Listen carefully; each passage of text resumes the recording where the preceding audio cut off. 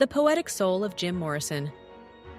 Ladies and gentlemen, rock aficionados, and seekers of poetic truths, welcome. Tonight, we embark on a journey, not just through the life of Jim Morrison, but into the essence of his soul. A man who shattered conventions, wove vivid poetry into melody, and became a voice that still resonates across time.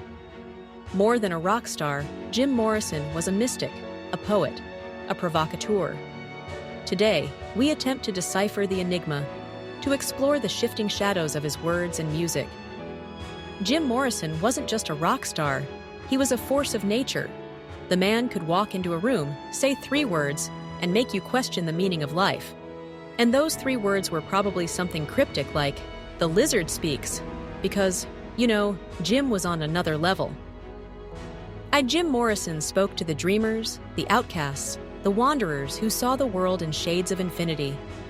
His life, like his words, was untamed and profound, full of beauty and chaos, a true reflection of the human spirit. Born on December 8, 1943, in Melbourne, Florida, Jim Morrison wasn't exactly raised by wolves, but close. He was a Navy brat.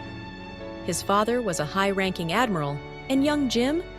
Well, he preferred the open seas of poetry over the discipline of military life.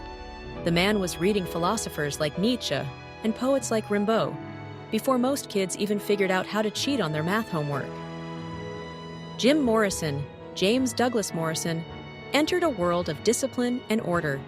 As the son of a naval officer, his childhood was one of constant uprooting, painted with transitions and explorations. Yet even as a child, Jim was unlike anyone else. You see, where others saw boundaries, Jim saw possibilities. Imagine being Jim's teacher, trying to get him to do a book report on the grapes of wrath, and he hands in a 3-page existential poem about the futility of existence. A+ for effort, Jim. His young mind devoured philosophy and poetry long before his peers stumbled through textbook prose. And his teachers must have been amazed and perplexed. Imagine assigning him a simple essay, only to receive an existential contemplation of existence.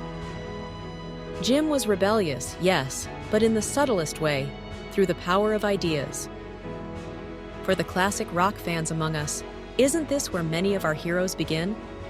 Conflict breeds vision, and Jim's roots of rebellion, nourished by literature, would someday bloom into a creative force that would change music and poetry forever. Venice Beach, 1965.